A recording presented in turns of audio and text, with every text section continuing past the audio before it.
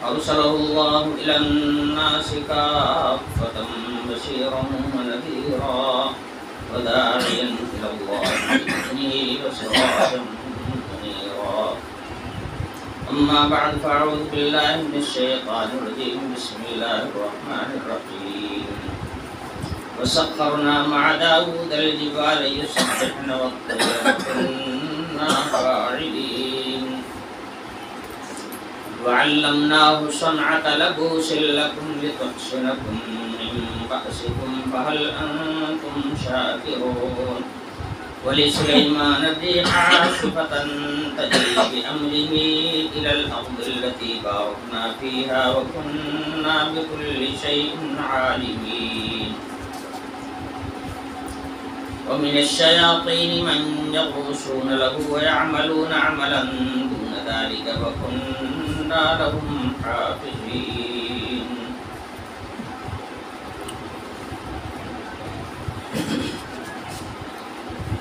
یہ سورہ انبیاء ہے جس کے اندر بعض انبیاء علیہ السلام کا ذکر ہے.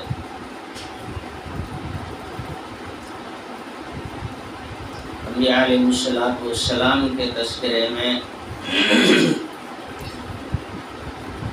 اس سورت کے اندر حق تعالی شانہ نے ان پیغمبروں پر جو مادی اور روحانی نعمتیں نازل فرمایا تھا ان کا خاص طور سے ذکر کیا گیا.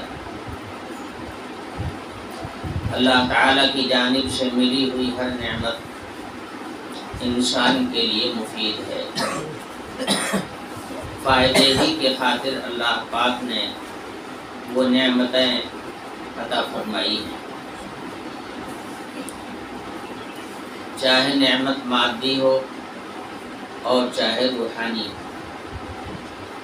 دونوں سے انسان فائدہ اٹھاتا ہے. روحانی نعمتیں اللہ کی پہچان کراتی ہیں، نبی کا طریقہ دکھاتی ہیں، منزل مقصود کی رہنمائی کرتی ہیں اور بندے کو اپنے رب سے واصل کرتی ہیں. مادی نعمتیں اس سے انسان دنیا میں فائدہ اٹھاتا ہے، ہر انسان اس سے فائدہ اٹھاتا ہے. اس سے فائدہ اٹھانے میں کوئی تخصیص نہیں ہوتی ہے کہ کوئی مومن ہے یا غیر مومن. جو نعمت مادی طور پر اللہ پاک عنایت فرماتے ہیں اس سے دنیا کا ہر فرد فائدہ اٹھاتا ہے، یہاں تک کہ انسان ہی نہیں بلکہ جانور بھی اس سے فائدہ اٹھاتے ہیں. تو مادی نعمت ہو یا روحانی نعمت ہو، دونوں ہی نعمتیں انسان کے لیے نہایت قابل قدر ہوتی ہیں اور انسان کے لیے انتہائی مفید ہوتی ہیں. پچھلی آیت میں حق تعالی شانہ نے فرمایا کہ حضرت داؤد اور حضرت سلیمان کو ہم نے قوت فیصلہ عطا کی تھی، جن کے اندر خاص طور سے حضرت سلیمان علیہ السلام کو تو ہم نے اس کی بڑی بصیرت عطا کیا تھا. فیصلہ کرنے میں ان کو ہم نے باپ سے بھی زیادہ مہارت عطا کیا تھا. حضرت سلیمان علیہ السلام بیٹے ہیں حضرت داؤد علیہ السلام کے. داؤد علیہ السلام پر اللہ تعالیٰ کی خصوصی نعمتیں رہیں جس سے دنیا نے فائدہ اٹھایا اور رہتی دنیا تک لوگ اس سے فائدہ اٹھاتے رہیں گے. اور کچھ نعمتیں تعالیٰ شانہ نے حضرت سلیمان علیہ السلام کو داؤد علیہ السلام سے بھی بڑھ کر کے عطا فرمایا. تو ان نعمتوں میں ایک نعمت جو تعالیٰ شانہ نے ان دونوں کو عطا فرمایا تھا وہ ہے ان کی قوت فیصلہ۔ چنانچہ ان کے فیصلے کا ایک واقعہ تو پچھلی آیتوں میں ذکر کر دیا گیا، جس کی تفصیلات میں پچھلے درس میں بیان کر چکا ہوں کہ ایک کھیتی والا تھا جس نے کھیتی تیار کیا، اور کھیتی جب پوری تیاری کے قریب آ گئی تو دوسرے لوگوں کی بکریاں رات کے وقت میں چھوٹ کر کے کھیت میں آ پڑی اور پورے کھیت کو صاف کر کے رکھ دیا، اور کھیتی میں کچھ بھی نہیں بچا۔ اب یہ معاملہ حضرت داؤد علیہ السلام کے سامنے پیش ہوا کہ حضرت اس کا فیصلہ فرمائے۔ انبیاء علیہ السلام نے انسانوں کے جینے کا جو طریقہ بتایا ہے وہ یہ ہے کہ آپس میں جھگڑا اور جھنجٹ نہ کیا جائے۔ اختلافی امور میں، یعنی جس میں آپس میں اختلاف پیدا ہو جائے، ایسے معاملات کو اگر پیغمبروں کا زمانہ ہے تو پیغمبروں کے سامنے پیش کیا جائے، اور اگر پیغمبر نہیں ہیں تو نائبین رسول ہیں اور علم شریعت کے ماہر ہیں، ایسے لوگوں کے سامنے معاملہ پیش کیا جائے اور وہاں سے اللہ رسول کا حکم حاصل کیا جائے۔ ہماری زندگی کے جتنے معاملات ہیں وہ کس طرح سے حل کیے جائیں گے، اس کا طریقہ تمام انبیاء علیہ السلام کو بتا دیا گیا تھا، اور نبیوں کے یہاں اس کا ضابطہ اور قانون موجود ہے۔ اللہ کی کتاب جو نازل ہوئی ہے وہ اسی لیے نازل ہوئی ہے کہ اپنے معاملات کے فیصلے کتاب اللہ سے کیے جائیں۔ رسول موجود ہو تو رسول کے سامنے معاملہ پیش ہو، اور اگر رسول موجود نہ ہو تو نائب رسول جو شریعت کا ماہر ہے اس کے سامنے معاملہ پیش کیا جائے، اور مومن کی زندگی میں مومن کا جو حاکم ہے وہ صرف اللہ ہی ہے، اور اللہ کی بھیجی ہوئی جو شریعت ہے وہی ہے اصل حکومت۔ لہذا اپنا معاملہ صاحب شریعت کے سامنے پیش کیا جائے، اور شرعی حکم وہاں سے جو مل جائے بس اسی پر قناعت کی جائے، اسی پر صبر کیا جائے اور اسی کو تسلیم کیا جائے، اپنی منمانی اس میں نہ چلائی جائے۔ یہی طریقہ انبیاء علیہ السلام کا رہا ہے۔ حضرت داؤد علیہ السلام ایسے پیغمبر ہیں کہ جن کو اللہ تعالیٰ نے رسول بھی بنایا تھا، رسالت و نبوت بھی عطا کیا تھا، اور ساتھ ساتھ دنیا کو چلانے کی طاقت بھی عطا کیا تھا، جس کا نام ہے حکومت۔ تو صاحب سلطنت بھی تھے۔ تو جیسے دستور سارے انبیاء علیہ السلام کے یہاں ہے اور رہا ہے، اسی طرح سے یہی دستور حضرت داؤد علیہ السلام کے یہاں بھی تھا کہ بھائی آپس میں اگر کوئی دل شکنی ہو جائے، کسی سے کوئی تکلیف پہنچ جائے تو خود ہاتھ نہ اٹھائے بدلہ لینے کے لیے، اور خود بدلہ لینے کی کوشش نہ کرے، بلکہ اس معاملے کو سمجھوتے کے طور پر بات چیت کرنے میں کوئی حرج نہیں ہے۔ اگر سمجھوتا ہو جائے دونوں فریق کا تو بہتر ہے، لیکن اگر سمجھوتا نہ ہو سکے تو پھر یہ معاملہ عدالت میں پیش ہونا چاہیے۔ انبیاء علیہ السلام کے یہاں یہی دستور رہا۔ چنانچہ یہ مقدمہ کھیت کے تباہ کر دینے کا، اور جس کی بکریوں نے کھیت کو صاف کر دیا تھا اس کا معاملہ ہے، کیونکہ جانور تو غیر مکلف ہوتا ہے، اس کے خلاف تو کوئی مقدمہ قائم نہیں ہوتا۔ مقدمہ جو قائم ہوتا ہے وہ ان لوگوں کے اوپر قائم ہوتا ہے جو ان جانوروں کے مالک ہوتے ہیں۔ اس لیے اب یہ معاملہ حضرت داؤد علیہ السلام کے یہاں پیش ہوا۔ حضرت نے دونوں فریق کا جواب اور دونوں فریق کا سوال سننے کے بعد فیصلہ فرمایا اس زمانے کی شریعت کے مطابق۔ اس زمانے میں دستور یہ تھا کہ کوئی آدمی اگر کسی کا نقصان کرے تو اس نقصان کی پروتی کرنا اس کے ذمہ لازم کر دیا جاتا تھا۔ اگر اس نقصان کا تاوان ادا کرنے کے لیے اس کے پاس نہ ہو تو پھر اس کو اس کا غلام بنا دیا جاتا تھا، وہ اس کی خدمت کرے، اس کا کام کاج کرے، اتنا دن تک کرے کہ اس کی قیمت ادا ہو جائے۔ یہ اس زمانے کی شریعت تھی۔ اب یہ اپنی نوعیت کا انوکھا معاملہ پیش آ گیا کہ بکریوں نے پوری کھیتی ہی صاف کر دیا، جس میں کچھ بھی نہیں بچا کھیت والے کو۔ اب کھیتی جو ہوتی ہے آدمی کم سے کم 6 مہینہ اس کے اوپر محنت کرتا ہے، کبھی بلکہ یوں کہہ لیجیے سال بھر محنت کرتا ہے، تب جا کر کے کھیتی کا پورا فائدہ سامنے آتا ہے۔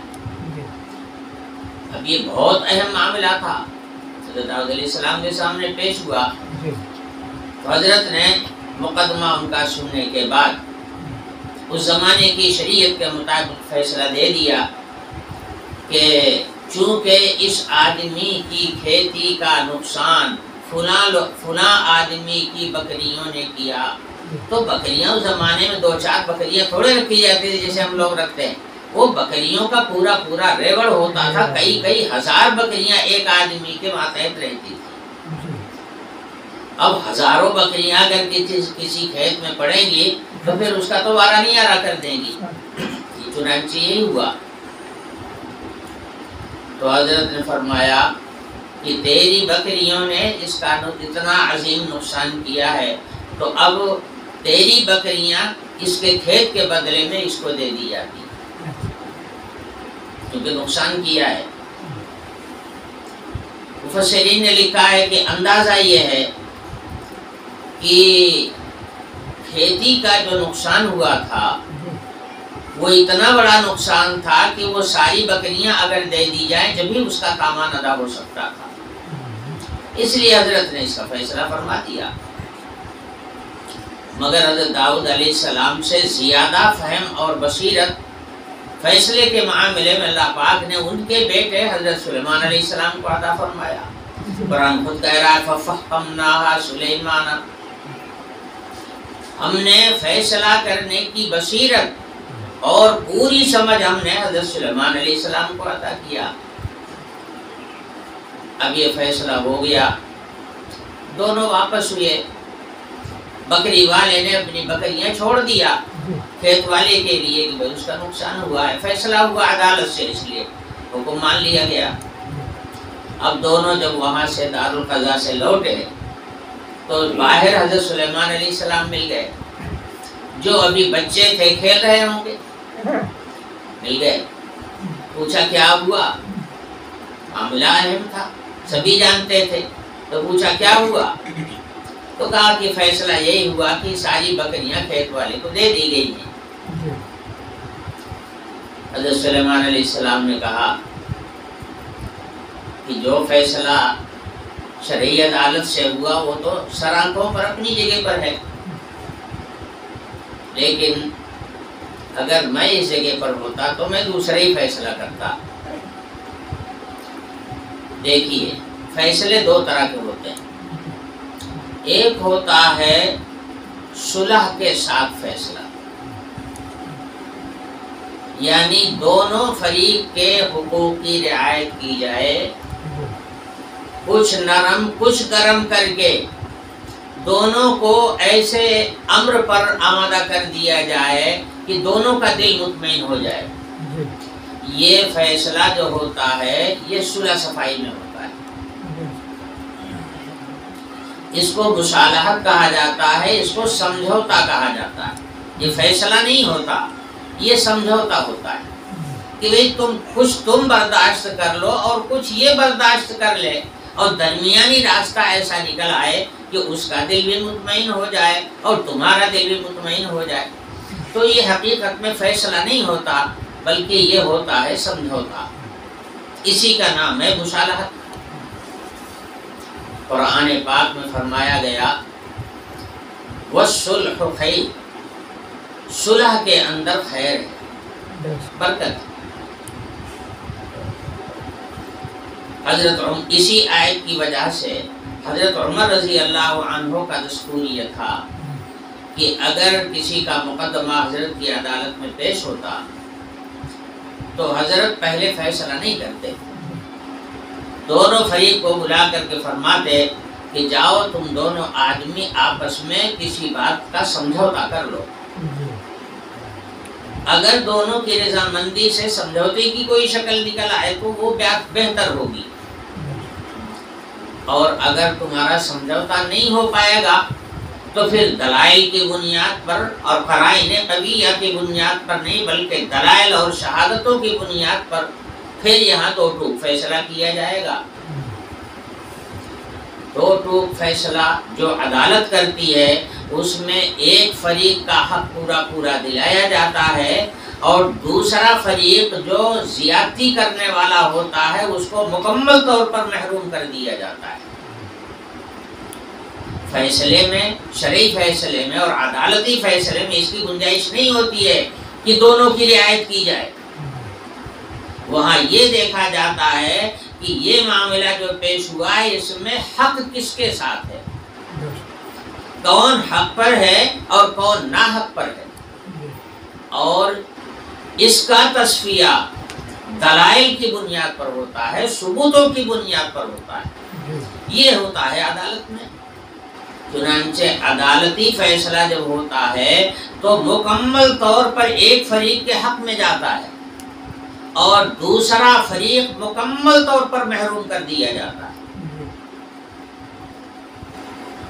انسان کی فطرت یہ ہے کہ یہ لالچی ہے، یہ آرزوئیں رکھتا ہے، تمنائیں رکھتا ہے، اور جب آرزو پوری نہیں ہوتی ہے، تمنا پوری نہیں ہوتی تو اس کا دل جو ہے وہ غیر مطمئن ہو جاتا ہے۔ تو حق فیصلے میں صاحب حق تو خوش ہوتا ہے اور جس کے خلاف فیصلہ ہوتا ہے وہ ملول خاطر ہوتا ہے، رنجیدہ ہوتا ہے، غمزدہ ہوتا ہے، اس لیے کہ اس کی آرزو پر تو پانی پھر جاتا ہے، اس لیے وہ غمگین ہوتا ہے۔ تو عدالتی فیصلہ دلائل اور ثبوت کی بنیاد پر ہوتا ہے، دو ٹوک ہوتا ہے، ایک فریق کے حق میں جاتا ہے، دوسرے فریق کے خلاف ہوتا ہے۔ یہ ہے قانونی فیصلہ اور یہ ہے عدالت کا فیصلہ۔ اور جو سمجھوتا ہے میں بتا چکا ہوں کہ سمجھوتے میں دو ٹوک فیصلہ نہیں ہوتا، بلکہ اس میں یہ ہوتا ہے کہ بھائی اس کی بھی کچھ رعایت کر لی جائے، اس کی بھی کچھ رعایت کر لی جائے، اور دونوں اگر کسی درمیانی صورت پر مطمئن ہو جائیں تو وہ فیصلہ کر دیا جائے، اس میں دونوں خوش رہیں گے، یہ بھی خوش رہے گا، وہ بھی خوش رہے گا۔ تو یہ فیصلے دو قسم کے ہوتے ہیں۔ یہ جو سمجھوتے والا فیصلہ ہے یہ تو کوئی بھی کرا سکتا ہے، مگر کوئی بھی کرانے کا مطلب یہ ہے کہ کم سے کم حق جانتا ہو، حق کیا ہے، ناحق کیا ہے، ملکیت کیا ہوتی ہے، غصب کیا چیز ہوتی ہے، ظلم اور زیادتی کی حقیقت کیا ہوتی ہے، کم سے کم ان مسائل کا جاننے والا ہو، ان سے واقف ہو، تو اس کا سمجھوتا تو صحیح ہوگا۔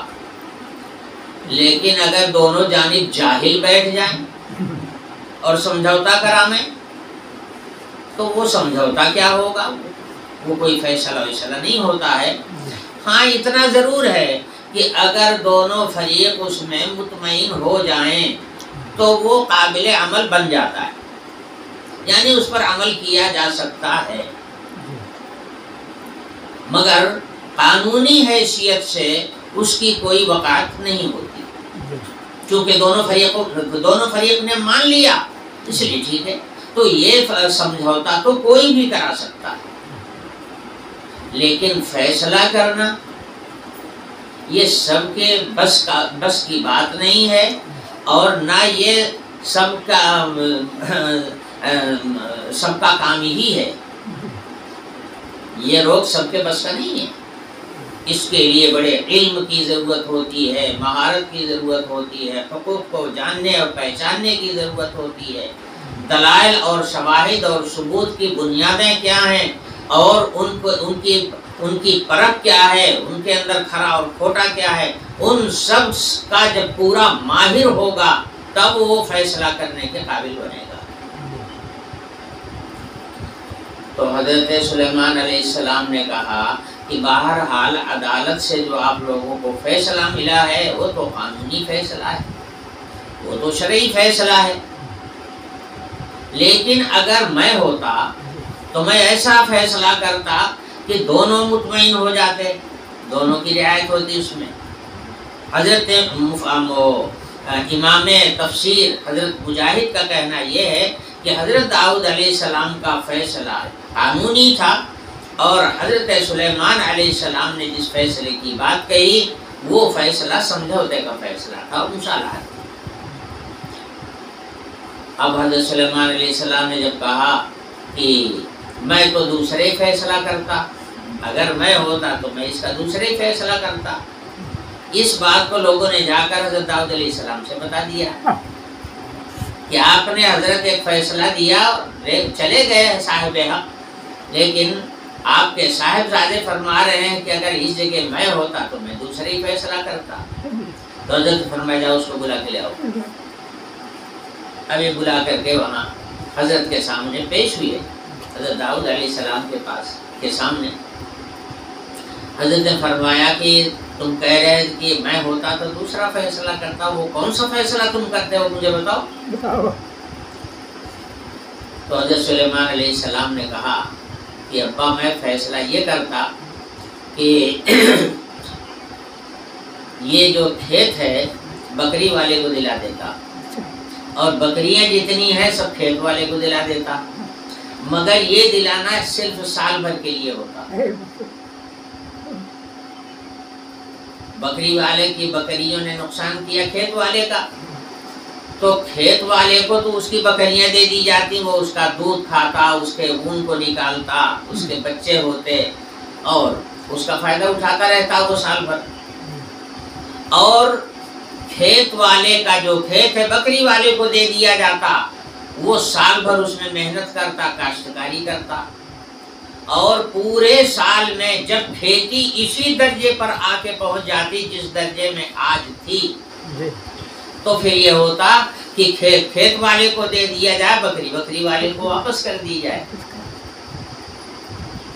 یہ میرا فیصلہ ہوتا۔ تو حضرت داؤد علیہ السلام نے فرمایا کہ بیٹا تمہارا فیصلہ واقعی بہت اچھا ہے، بہت اچھا فیصلہ ہے، اس طرح سے کسی کی دل شکنی نہیں ہوگی۔ میرے فیصلے میں تو بکری والے کی بکریاں ہمیشہ کے لیے چلی گئیں، ظاہر ہے کہ اس کا دل دکھی ہوگا، اور تیرے فیصلے میں دونوں کی رعایت ہے، مدعی کی بھی رعایت ہے اور مدعا علیہ کی بھی رعایت ہے، تیرا فیصلہ تو واقعی صحیح ہے۔ پھر حضرت داؤد علیہ السلام نے اپنے فیصلے کو کینسل کر دیا، فرمایا کہ میرے فیصلے سے اچھا فیصلہ یہ، اس لیے اس فیصلے کو نافذ کیا جائے، اور میرا فیصلہ جو ہے میں اس کو خود ہی منسوخ کرتا ہوں۔ یہاں سے ایک مسئلہ سمجھ میں آ گیا کہ اگر قاضی نے کسی مقدمے کا فیصلہ کیا اور بعد میں یہ بات کھلی کہ اس کے فیصلے میں کچھ کمی رہ گئی تھی، اور دوسرا فیصلہ سامنے آیا وہ اس سے بہتر ہے، تو قاضی اپنے فیصلے سے رجوع کر سکتا ہے، یعنی اپنے فیصلے کو کینسل کر دے اور جو دوسرا فیصلہ سامنے آیا ہے دوسرے قاضی کی جانب سے اس کو نافذ کر دے۔ یہ قانون بھی یہاں سے ہمیں معلوم ہو گیا۔ بہرحال اس کا واقعہ تو پچھلی آیت میں گزر چکا ہے۔ اس سے حضرت سلیمان علیہ السلام کی دور اندیشی اور فیصلے کے سلسلے میں بصیرت کا علم ہوتا ہے۔ اسی کو قرآن نے کہا فَفَهَّمْنَاهَا سُلَيْمَانَ کہ فیصلہ کرنے کی سمجھ ہم نے سلیمان کو عطا کی۔ ایک واقعہ اور بھی کتابوں میں ذکر کیا گیا ہے جس کو حضرت امام بخاری اور حضرت امام مسلم نے بھی نقل کیا ہے اپنی کتابوں کے اندر کہ دو عورتیں چھوٹا چھوٹا اپنا بچہ لیے ہوئے تھی گود میں اور دونوں ایک ہی جگہ پر تھی. اچانک جنگل سے بھیڑیا نکلا اور ایک کے بچے کو لے کر کے وہ بھاگ گیا. اب عورتیں دو ہیں, دونوں بچے والیاں تھیں. ایک کا بچہ تو بھیڑیا لے گیا اور ایک بچہ بچا. اب کیا شکل ہوئی تھی اس کی اللہ بہتر جانے. دعویٰ دونوں نے کیا. اب بڑی والی کہتی کہ یہ جو بچہ بچا ہوا ہے یہ میرا ہے, اور جو چھوٹی والی تھی وہ کہتی کہ نہیں یہ تیرا بچہ تو بھیڑیا لے گیا, یہ بچہ میرا ہے. اب دونوں کا جھگڑا ہونے لگا اس معاملے میں. وہ کہتی کہ اب بچہ ایک عورتیں دو, وہ کہتی کہ میرا ہے اور یہ کہتی کہ میرا ہے. اب معاملہ پھنس گیا. اندازہ یہ ہے کہ ظاہری کوئی قرینہ اور کوئی ثبوت بچے کے کس کا ہے یہ بچہ اس کے اوپر کوئی ثبوت نہیں, کوئی شہادت نہیں تھی اور کوئی قرینہ بھی نہیں تھا. ایسی شکلیں کبھی کبھی پیدا ہوتی. آج کل عموماً بچے اسپتالوں میں پیدا کرائے جاتے ہیں, اور جو بڑے بڑے اسپتال ہیں ان کے یہاں دستور یہ ہے کہ بچوں کو ماؤں کے پاس نہیں رکھا جاتا. پیدا ہونے کے بعد میں بچے کو دائیاں اٹھا لے جاتی ہیں اور لے جا کر کے اس کو اس کے بسترے پر لٹا دیتی.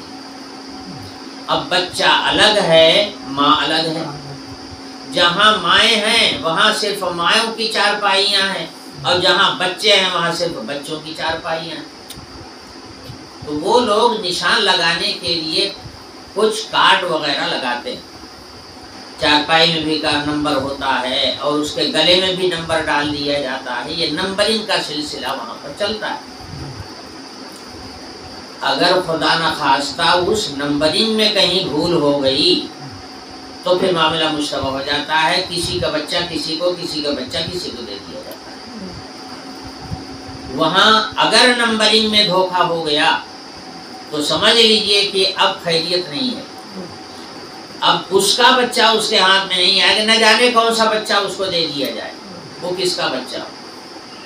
تو ایسی صورتحال آج اس ترقی یافتہ زمانے میں بھی پیدا ہوتی ہے کہ جہاں پر یہ معاملہ مشتبہ ہو جاتا ہے. اور اس زمانے میں تو کوئی اتنا معقول انتظام بھی نہیں تھا, اور پھر معاملہ دیہات کا تھا جہاں جنگل میں بھیڑیا آیا اٹھا کر کے لے کے چل دیا.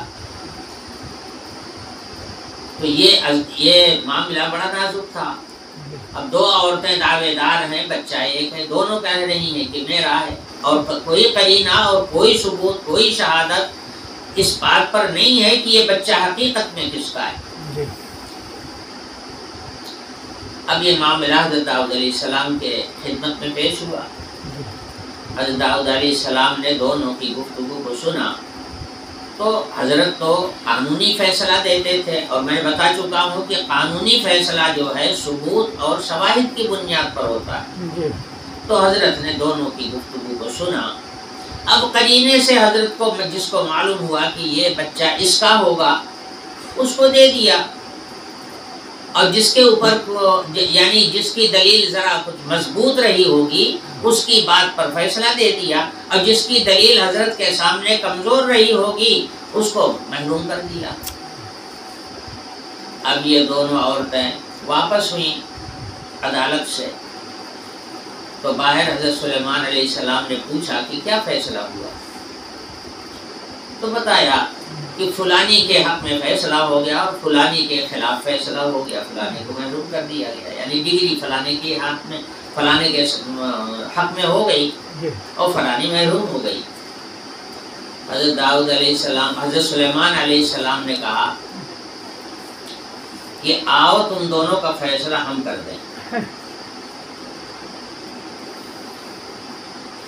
سمجھے, کہا آؤ ہم تم دونوں کا فیصلہ ہم کر دیتے ہیں. اس لیے کہ اس فیصلے میں جس کے حق میں فیصلہ ہوا تھا وہ تو مطمئن تھی، مگر جس کے خلاف فیصلہ ہوا تھا وہ رو رہی تھی۔ تو حضرت سلیمان علیہ السلام نے کہا کہ آؤ تم مطمئن ہو جاؤ، تمہارے اطمینان والا فیصلہ لاؤ ہم کر دیتے ہیں۔ اب دونوں آ گئی، حضرت نے فرمایا چھری لے آؤ، چھری لاؤ، میں اس بچے کو کاٹوں گا، آدھے آپ کروں گا، آدھا اس کو دوں گا، آدھا اس کو دوں گا۔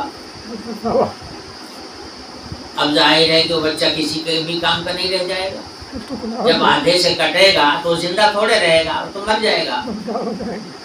کہا تھا دعویٰ تم دونوں کا صحیح، جو دعویٰ ہے اس کے موافق ہم فیصلہ کر دیتے ہیں، لاؤ چھری، ہم اس کو کاٹیں گے۔ اب جب چھری حضرت کے ہاتھ میں آ گئی تو جس کا بچہ تھا وہ ہاتھ جوڑ کر کے آ کر کے گر پڑی اور کہنے لگی کہ بچہ اسی کو دے دیجئے مگر کاٹیے نہیں، بس بچہ اسی کو دے دیجئے جو میرے خلاف ہے، مگر کاٹیے نہیں۔ اور وہ جو دوسری والی تھی جس کے حق میں فیصلہ ہوا تھا وہ خاموش تھی، ٹھیک ہے کٹ جائے کوئی حرج نہیں۔ تو ماں اپنے بچے کو کٹتا ہوا دیکھ سکتی ہے کہ یہ اس کی ممتا کے خلاف ہے، وہ اس کی جو محبت ہوتی ہے ماں کے دل میں اپنے بچے کی وہ اس کے خلاف۔ تو اس نے کہا نہیں سر کاٹیے نہیں، اسی کو دے دیجیے، زندہ تو رہے گا، مجھے نہ ملے نہ صحیح، کاٹیے۔ حضرت سلیمان علیہ السلام نے کہا دیکھو بچہ اسی کا ہے، اس کا نہیں ہے۔ یہ فہم تھی جو اللہ تعالیٰ نے حضرت سلیمان علیہ السلام کو عطا فرمایا تھا۔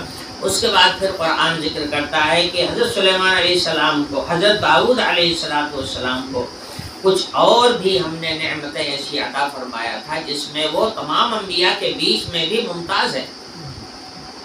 نبی تو ہے ہی ہیں، ہر نبی کو اللہ تعالیٰ نے کمالات ظاہری اور باطنی عطا فرمایا ہے، مگر داؤد علیہ السلام کو جو کمال دیا ہے اس کمال میں وہ تمام نبیوں کے بیچ میں بھی ممتاز ہے۔ فرمایا وَسَخَّرْنَا مَعَ دَاوُودَ الْجِبَالَ يُسَبِّحْنَ وَالطَّيْرَ، ہم نے داؤد علیہ السلام کے ساتھ پہاڑوں کو مسخر کر دیا تھا کہ وہ تسبیح کرتے تھے۔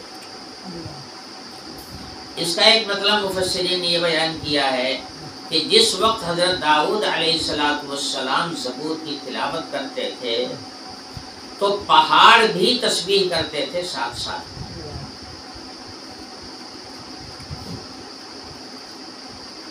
ایک معنی مفسرین نے یہ بھی بیان کیے ہیں کہ بعض اوقات حضرت داؤد علیہ السلام پر جب کچھ سستی طاری ہوتی اور ذکر میں مشغول نہ رہتے تو پہاڑوں کی تسبیح اللہ تعالیٰ ان کو سنوا دیتا تھا کہ دیکھ پہاڑ بھی تسبیح پڑھ رہے ہیں، پرندے تسبیح پڑھ رہے ہیں، ان کی تسبیح اللہ تعالیٰ داؤد علیہ السلام کے کان میں ڈالتا ہے، یعنی ان کو سمجھا دیتا اور داؤد علیہ السلام کی تسبیح کو سنتے۔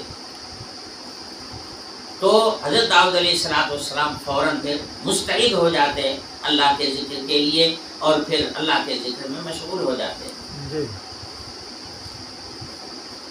ایک معنی یہ بھی بیان کیے گئے ہیں مفسرین کی جانب سے کہ حضرت داؤد علیہ السلام جب زبور کی تلاوت کرتے تھے تو جو آواز حضرت داؤد علیہ السلام کی زبان سے نکلتی تھی وہی آواز پہاڑوں سے بھی نکلتی تھی۔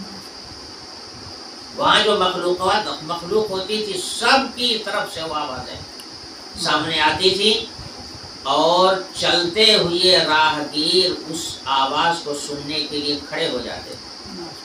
اڑتے ہوئے پرندے داؤد علیہ السلام کی تلاوت سننے کے لیے ٹھہرنے لگتے تھے۔ چلتا ہوا پانی رک جاتا تھا، ہر چیز ہمہ تن متوجہ ہو جاتی تھی حضرت داؤد علیہ السلام۔ یہی وجہ ہے کہ لحن داؤدی آج تک مشہور ہے۔ اس امت میں حضرات صحابہ میں حضرت ابو موسیٰ اشعری رضی اللہ عنہ کو اللہ تعالیٰ نے بڑی خوشلحان آواز عطا فرمایا۔ ایک مرتبہ حضرت ابو موسیٰ اشعری رضی اللہ عنہ قرآن پاک کی تلاوت کر رہے۔ عموماً حضرات صحابہ رات کے وقت میں تلاوت قرآن کرتے ہیں، दिन में तो जिहाद और इलाए कलिमतुल्लाह के काम में मशगूल रहते थे। रात का वक्त फुर्सत का होता तो उसमें तिलावत कलाम पाक करते थे। तो अपने अपने घरों पर तहज्जुद की नमाज में हजरात साहबा कुरान पढ़ा करते थे। हुजूर का गुजर हुआ तो हजरत अबू मूसा अशअरी रज़ी अल्लाह अन्हु अपने मकान पर कुरान पाक की तिलावत कर रहे थे। आवाज़ हुजूर के कान में पड़ी, हुजूर बहुत अच्छा लगा, नहायत अच्छी आवाज़ में खुशहाली के साथ कुरान पढ़ रहे थे। हुजूर अकरम सल्लल्लाहु अलैहि वसल्लम खड़े हो गए और सुनने लगे। रात का वक्त था, फजर की नमाज में सब हुजूर के पीछे आके नमाज पढ़ते थे। फजर के बाद हुजूर बैठ जाते थे मुसल्ले पर, तो वाक़यात जो ज़रूरियात होती थी आपस में गुफ्तगू भी चलती थी। तो हुजूर ने फरमाया कि भाई अबू मूसा, तुम्हें तो अल्लाह ताला ने लहन दाऊदी अता फरमाया, लहन दाऊदी अता फरमाया। जैसे दाऊद अलैहिस्सलाम की तिलावत को सुनने के लिए लोग ठहर जाते थे, खड़े हो जाते थे, चलते हुए लोग खड़े हो जाते थे। मैं भी उधर से गुजर रहा था, मैं भी खड़ा हो गया तुम्हारी आवाज़ को सुनकर। तो तुम्हें अल्लाह ताला ने लहन दाऊदी अता। हाँ या रसूल अल्लाह, आपने मेरी तिलावत को सुना? कहा हाँ मैंने सुना तुम्हारी तिलावत को, मुझे बहुत अच्छा लगा। कहने लगे या रसूल अल्लाह, अगर मुझे पहले से मालूम होता तो मैं और संवार करके पढ़ता मैं और संवार करके पढ़ता, मुझे पता नहीं था कि आप सुन रहे हैं। इस रिवायत से इस बात का पता चला कि कुरान पाक को अच्छी आवाज़ में पढ़ने की कोशिश करना चाहिए। जितनी अच्छी आवाज़ में तिलावत करेगा, अच्छा आवाज़ भी ज़रा अच्छी हो, तिलावत का जो ढंग है वो भी अच्छा हो। अगर इस अंदाज पर कुरान पढ़ा जाए, ये मतलूब है शरअन।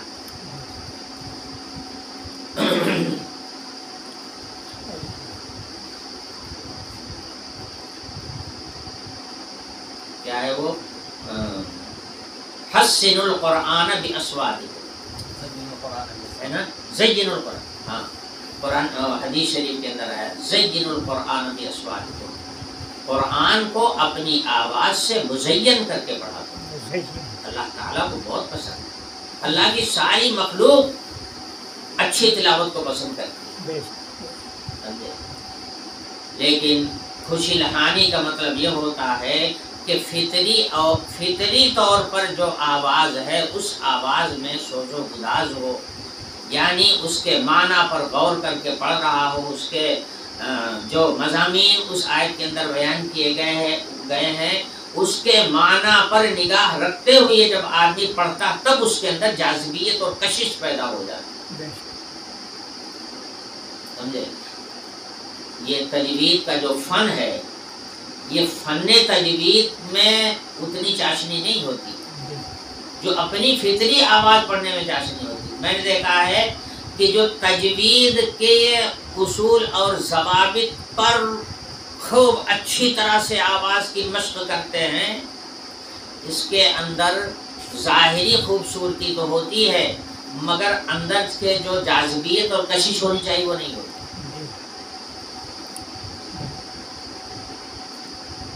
मैंने जितनी लोगों की तिलावत से, जो लोग इन तजवीदी कवायद से हटकर अपनी फितरी आवाज़ में और इश्क व मोहब्बत में डूब कर तिलावत करते थे, उनके अंदर हमने ज़्यादा जाज़बियत पाई।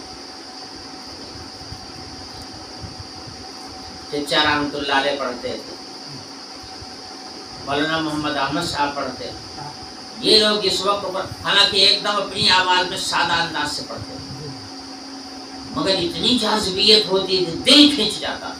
ये होता था कि पढ़ते रहे और सुनते रहे।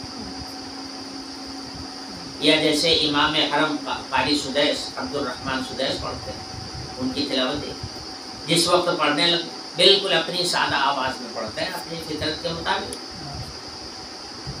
और क्या खूबी होती है उसके अंदर। तो अगर रात भर पढ़ते रहे, मैं समझता हूँ रात भर कोई नहीं हटेगा, रात भर सुनता रहेगा पढ़ा हुआ। اور یہ جو تجوید کے بناؤ بگاڑ والی قرات ہوتی ہے یہ تھوڑی دیر بہت اچھی لگتی ہے اور تھوڑی دیر میں آدمی اگتا بھی جاتا ہے، ارے بس کر یار اکاہٹ ہونے لگتی ہے، اس کے اندر جاذبیت نہیں ہوتی۔ تو جاذبیت پیدا ہوتی ہے اپنی فطری آواز میں جب کہ وہ پورے لگاؤ کے ساتھ، دل جمعی کے ساتھ اور خدا کی حضوری کے ساتھ اور پورے شغف کے ساتھ آدمی پڑھتا ہے، اس کے اندر بڑی جاذبیت پیدا ہوتی ہے۔ بہرحال قرآن کو فطری طور پر اچھی سے اچھی آواز میں پڑھنے کی کوشش کرنا چاہیے، اور تجوید کی رعایت بس اتنی ہو کہ بے موقع کھینچم تان نہ ہو، جیسے کہ تجوید والے خوب کھینچم تان مچاتے ہیں، ایسی نہیں ہونی چاہیے۔ تو یہ خوش الحانی اللہ پاک نے حضرت داؤد علیہ السلام کو عطا فرمایا تھا، جن کی آواز کو سننے کے لیے جنات بھی کھڑے ہو جاتے، پرندے بھی کھڑے ہو جاتے، جنگل کے سارے جانور کھڑے ہو جاتے، پہاڑ بھی متوجہ ہو جاتا، ساری خلقت گویا اس وقت اللہ کے کلام کو سننے کی طرف متوجہ ہو جاتی۔ وَكُنَّا فَاعِلِينَ، اور یہ ہمارا کام ہے، ہم جیسا چاہتے ہیں ویسا کرتے ہیں، یہ سارا کمال تو ہمارا دیا ہوا ہے۔ یہ تلاوت قرآن کی یہ جاذبیت، یہ حضرت داؤد علیہ السلام کو دی گئی نعمت روحانی ہے، یہ روحانی اور باطنی، جس کو معنوی نعمت کہا جائے، اور ایک ظاہری نعمت بھی ہم نے عطا فرمایا، وہ کیا ہے؟ قرآن کہتا ہے وَعَلَّمْنَاهُ صَنْعَةَ لَبُوسٍ لَكُمْ لِتُحْصِنَكُمْ مِنْ بَأْسِكُمْ، ہم نے داؤد علیہ السلام کو اسلحہ سازی کا ہنر عطا فرما دیا۔ مفسرین لکھتے ہیں کہ دنیا میں سب سے پہلے زرہ حضرت داؤد علیہ السلام نے بنائی۔ زرہ جو ہے یہ لوہے کا کرتا ہوتا تھا، جب نیزے اور تلواروں کی لڑائیاں چلتی تھیں تو لوگ لوہے کا کرتا پہن کر میدان جنگ میں اترتے تھے، تو تلوار کا اثر بس اوپر اوپر رہ جاتا تھا، اندر نہیں پہنچتا تھا، وہ لوہے کی زرہ اس کو روک لیتی، یہ تھا لوہے کا کرتا، یہ زرہیں لوگ پہنتے تھے۔ سب سے پہلے دنیا میں زرہ حضرت داؤد علیہ السلام نے بنائی۔ زرہ اس کے پہلے کیوں نہیں بنتی تھی؟ اس لیے کہ زرہ میں لوہے کا نرم ہونا ضروری ہے، لوہا نرم ہو، اس کے چھوٹے چھوٹے حلقے بنتے ہیں اتنے بڑے بڑے، زنجیر جیسے بنتی ہے، اسی زنجیر نما وہ پورا کرتا ہوتا ہے، جیسے زنجیر ہوتی ہے ایسے ایک کڑی دوسری کڑی میں ملی ہوئی ہوتی ہے، جبھی تو پہنا جا سکتا ہے، ورنہ پہنے گا کیسے؟ تو لوہے کا نرم ہونا ضروری ہے۔ یہ داؤد علیہ السلام کی خصوصیات میں سے ہے کہ اللہ پاک نے لوہا کو ان کے ہاتھ میں نرم کر دیا۔ حضرت داؤد علیہ السلام کے ہاتھ میں لوہے کے نرم ہونے کی شکل بعض مفسرین نے یہ ذکر کی ہے کہ حضرت جب لوہے کو اپنے ہاتھ میں لے لیتے تو لوہا نرم ہو جاتا، جیسے موم نرم ہوتی ہے، پھر اس کا جیسا چاہتے تنکا نکالتے، ٹکڑا نکالتے، اس کو جوڑتے، اس کا حلقہ بناتے، اس کی زنجیر بنا دیتے، سب کام ان کے لیے آسان ہو گیا۔ بعض مفسرین نے یہی معنی بیان اور بعض مفسرین نے یہ کہا ہے کہ نہیں، یہ ہنر اللہ پاک نے داؤد علیہ السلام کو دے دیا کہ لوہے کو نرم کیا کیسے جائے گا، یہ ہنر اللہ تعالیٰ نے ان کو سکھا دیا کہ لوہے کو نرم کیسے کیا جا سکتا ہے، پھر لوہے کو نرم کر کے پھر اس کا سامان کیسے بنایا جا سکتا ہے، یہ ہنر اللہ پاک نے حضرت داؤد علیہ السلام کو دے دیا۔ اس معنی کے اعتبار سے طریقہ وہی ہوگا کہ آگ پر لوہے کو نرم کیا جا سکتا ہے، اور جب لوہا نرم ہو جائے تو اس کا سامان بنایا جا سکتا ہے۔ یہ وہ طریقہ ہے کہ جو داؤد علیہ السلام کے زمانے سے شروع ہوا اور آج تک دنیا اسی طریقے سے سامان تیار کرتی چلی آ رہی ہے۔ لوہے کو آگ پر نرم کیا جاتا ہے اور پھر اس کے بعد اس سے اس کا سامان تیار کیا جاتا ہے. جتنی مشینیں آ رہی ہیں سب لوہے کی بنی ہوئی ہوتی ہے اور طریقہ وہی ہے کہ لوہے کو نرمایا جاتا ہے، پھر نرما کر کے پھر اس کو ڈھال کر کے یا نرم کر کے اس کو اس کی شکل بنا دی جاتی ہے. تو یہ ایک مادی نعمت ہے جو اللہ پاک نے حضرت داؤد علیہ السلام کو عطا فرمایا، اور پھر داؤد علیہ السلام سے یہ علم و ہنر منتقل ہوا اور قیامت تک لوگ اس سے فائدہ اٹھاتے رہے. سمجھے؟ جیسے کھیتی کرنے کا سب سے پہلے ہنر اللہ پاک نے حضرت آدم علیہ السلام کو دیا کہ بیج کو بویا کیسے جائے گا، پھر اس کی سینچائی کٹائی کس طرح سے ہوگی، پھر اس میں سے بالیوں سے دانہ کیسے نکالا جائے گا، پھر اس کو سال بھر محفوظ کیسے رکھا جائے گا، اور اگلے سال میں اسی دانے کو بو کر کے دوبارہ پھر گیہوں کیسے اگایا جائے گا، گیہوں کیسے حاصل کیا جائے گا. اس کا ہنر اللہ پاک نے حضرت آدم علیہ السلام کو عطا فرمایا. آج ان کی ساری اولاد اس ہنر سے فائدہ اٹھا رہی ہے. ایسے ہی جتنے مادی کام ہیں سب اللہ پاک نے نبیوں کے ذریعے سے دنیا میں بھیجا. نبی نے پہلے وہ کام کر کے دکھایا، اس کے بعد دنیا نے اس پر عمل کیا اور دنیا فائدہ اٹھاتی چلی آ رہی. اب آگے آپ دیکھیں گے کہ یہاں تک کہ جہاز تک نبیوں کا بنایا ہوا ہے. جہاز بھی سب سے پہلے جو بنایا ہے وہ ہوائی جہاز وہ حضرت سلیمان علیہ السلام نے بنایا. اس کا ذکر آگے آیت میں آ رہا ہے، میں بتاؤں گا وہاں پر. تو قرآن کہتا ہے وَعَلَّمْنَاهُ صَنْعَةَ لَبُوسٍ لَكُمْ. لبوس کہتے ہیں ہتھیار پہننے کو. ہتھیار جو ہیں بنائے جاتے ہیں پھر اس کو بدن میں لٹکایا جاتا ہے. کسی کو پہنا جاتا ہے اور کسی کو لٹکایا جاتا ہے. یہ واٹر پروف جاکٹ جو آ رہے ہیں وہ بھی تو پہنے ہی جاتے ہیں، وہ بھی تو لوہے کے بنائے جاتے ہیں. لِتُحْصِنَكُم مِّن بَأْسِكُم.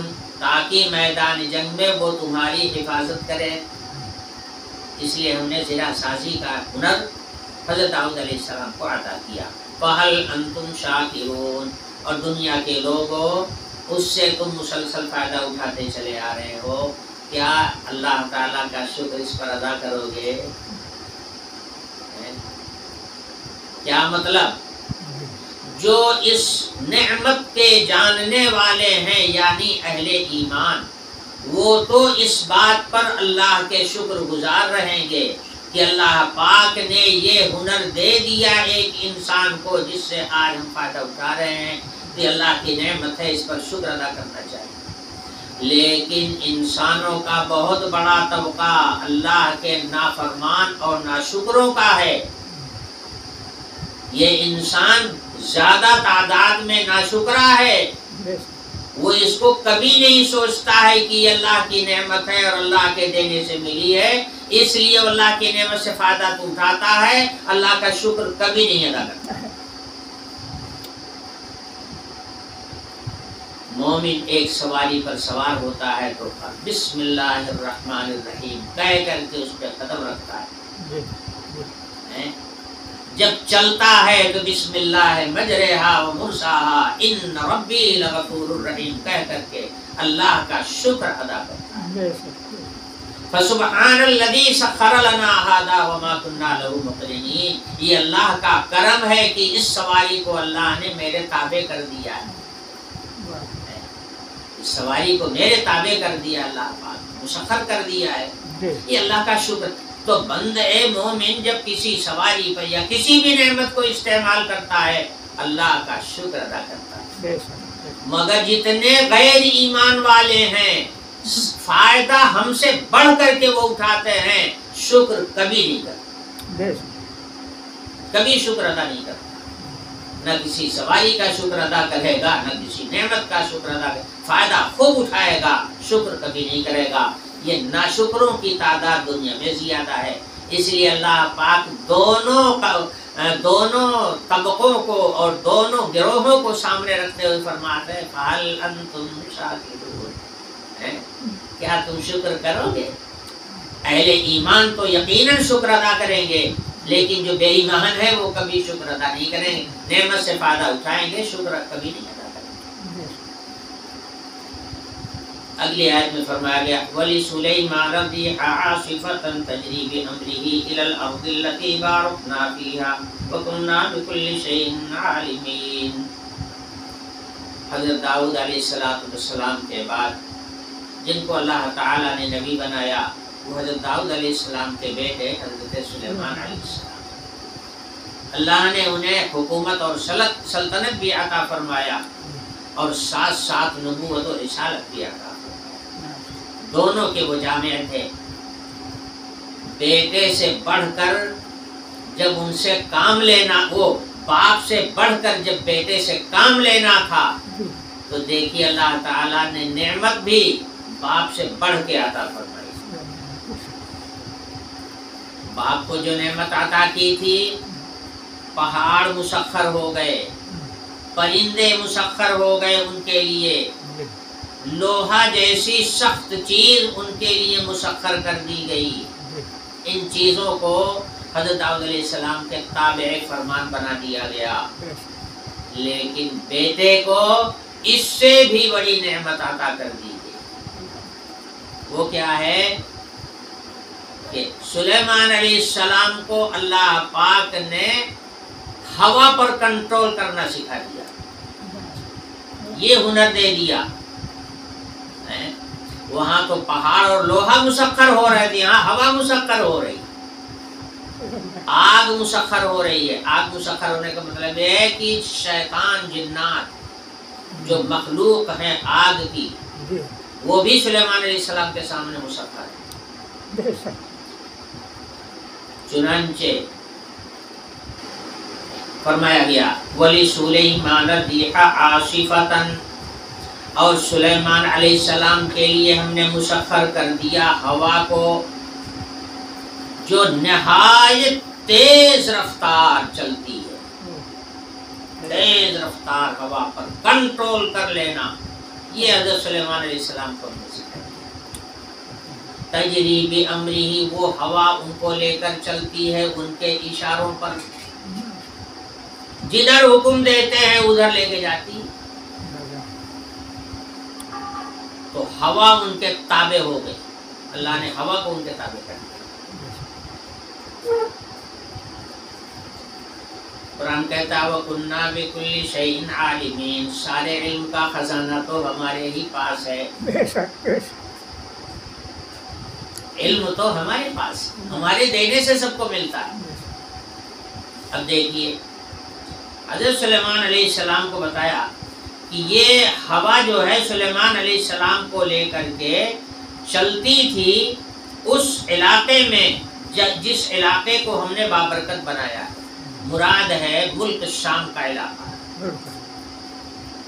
حضرت سلیمان علیہ السلام کا رہنے کا جو مرکز تھا، یا کہہ لیجئے کہ حضرت کا جو دارالسلطنت تھا وہ ملک شام تھا، فلسطین کا علاقہ۔ یہ فلسطین کا جو علاقہ ہے یہی حضرت کا دارالسلطنت تھا۔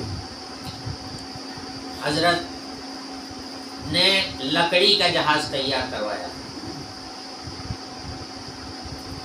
اور کام پر مقرر تھے جنات، انسان، اور حضرت کا جس سے جی چاہتا کام لے لیتے۔ جنگل کے درندے، جنگل کے چرنے والے جانور، پرندے، جنات، شیطان، انسان، سب حکم کے تابع تھے، جس سے چاہتے جو کام لے لیتے۔ تو ہوا کو بھی تابع کر دیا اور جنات شیطان کو بھی حضرت کے تابع کر دیا۔ مفسرین نے لکھا ہے میرا اندازہ یہ ہے کہ یہ اسرائیلی روایات میں سے ہے جس کو نقل کیا ہے مفسرین نے بھی۔ حضرت نے جو جہاز بنایا تھا لکھا ہے کہ اس کے اوپر 3000 کرسیاں یا کہ 6000 کرسیاں لگتی تھی.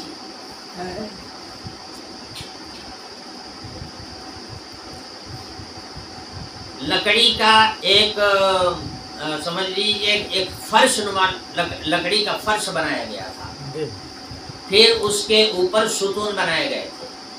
1000 ستون تھے ان کے جہاز میں, اور ہر ستون میں 1000 خانے بنے ہوئے تھے.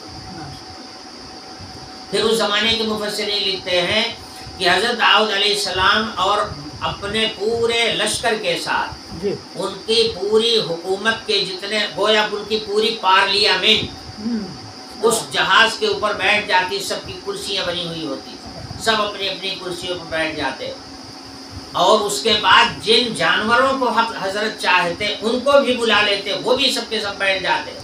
جب اس کے اندر آ جاتے تو حضرت پھر حکم دیتے تھے. تو اس زمانے کے مفسرین نے لکھا کہ شیاطین جو ہے وہ نیچے سے اس کو اٹھاتے تھے, اس کے بعد پھر ہوا آتی تھی اور ہوا اس کو لے کر کے اڑ جاتی تھی.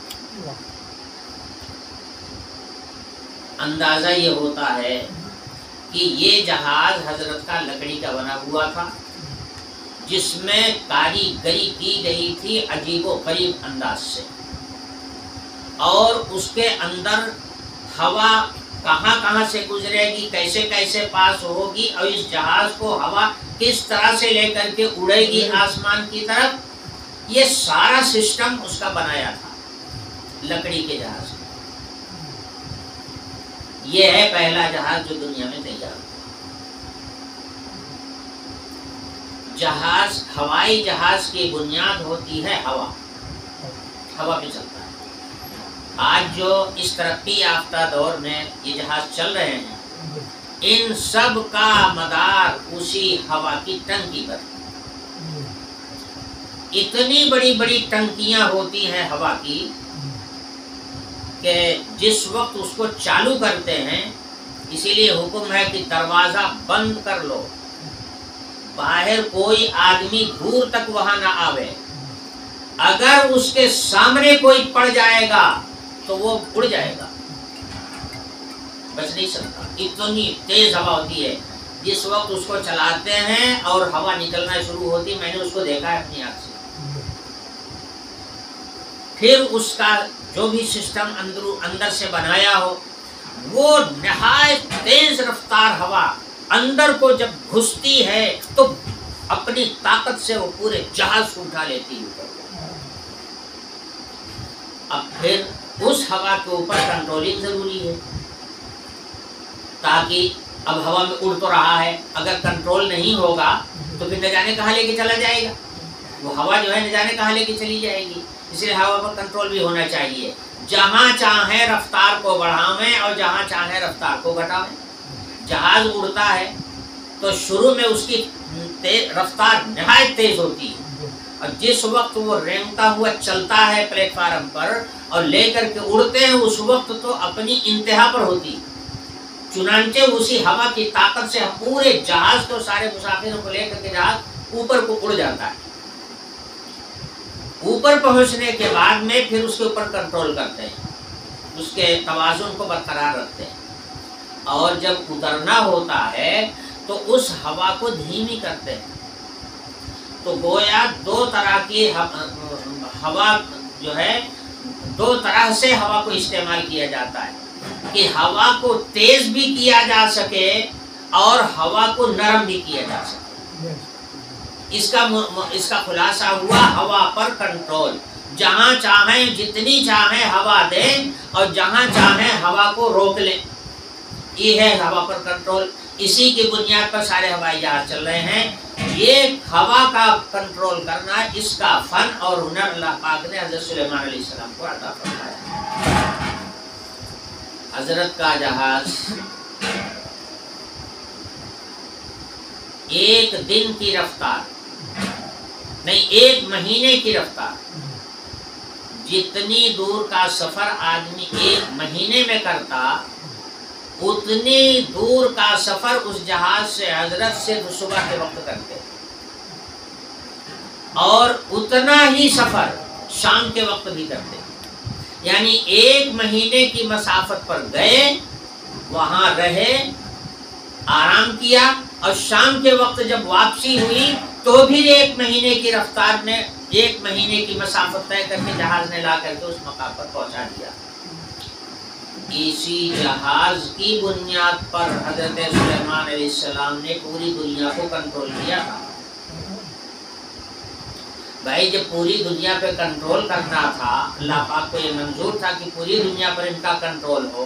حضرت سلیمان علیہ السلام جیسی حکومت دنیا میں نہ پہلے کسی کو ملی تھی نہ بعد میں کسی کو ملے گی، اس لیے کہ انسان کی حکومت زیادہ سے زیادہ انسان کے اوپر ہو سکتی ہے، جانوروں پر انسان کی حکومت نہیں چلتی، شیطانوں پر جنات پر نہیں چلتی، ہواؤں پر نہیں چلتی، پہاڑوں پر نہیں چلتی، ان چیزوں پر انسان کی حکومت نہیں چلتی۔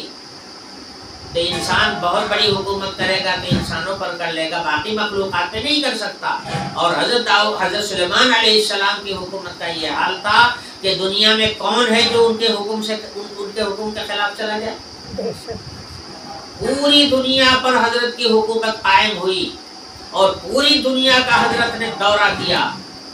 چین بھی حضرت کا آنا ثابت ہے، کرمان اور افغانستان بھی آنا ثابت ہے، یہ سب روایات میں ثابت، ان کے مقامات ثابت ہے کہ یہاں پر آئے تھے، حضرت چین بھی آئے تھے اور یہاں پر قیام کیا تھا اور چین کو اپنے ماتحت کیا تھا۔ وہ ملکہ بلقیس کی حکومت ایک علاقے میں چل رہی تھی، حضرت وہاں بھی پہنچے تھے اور وہاں بھی حضرت نے کنٹرول کیا۔ ملکہ بلقیس مسلمان ہو گئی تھی، پوری دنیا کو حضرت نے کنٹرول کیا، تو اس کے لیے تیز رفتار کی سواری کی ضرورت تھی۔ اللہ پاک نے ہوائی جہاز سلیمان علیہ السلام کو دیا، اسی کو قرآن کہہ رہا ہے ولی سلیمان الريح عاصفۃ، عاصفہ کہتے ہیں تیز رفتار ہوا کو۔ اور ایک روایت میں آیا ہوا ہے وَسَخَّرْنَا لَهُ الرِّيحَ تَجْرِي بِأَمْرِهِ رُخَاءً حَيْثُ أَصَابَ۔ رخا کہتے ہیں نرم ہوا کو، یعنی ہوا کو تیز کرنا اور ہوا کو ہلکی کرنا، اس کا کنٹرول ہم نے سلیمان علیہ السلام کو عطا کیا۔ تجریبی امرہی الی الارض التی بارکنا فیہا، جو حضرت کے حکم سے چلتا تھا وہ جہاز اس زمین سے جس کو ہم نے بابرکت بنایا ہے، وہ وہی بیت المقدس کا علاقہ ہے۔ وَكُنَّا بِكُلِّ شَيْءٍ عَالِمِينَ، اور ہر چیز کا ہم علم رکھتے ہیں، سارا علم ہمارے پاس ہے، ہمارے دینے سے جس کو ملتا ہے وہ ملتا ہے۔ بس کیجئے، ٹائم ختم ہو گیا۔ وَمِنَ الشَّيَاطِينِ مَن يَغُوصُونَ لَهُ وَيَعْمَلُونَ عَمَلًا دُونَ ذَلِكَ وَكُنَّا لَهُمْ حَافِظِينَ۔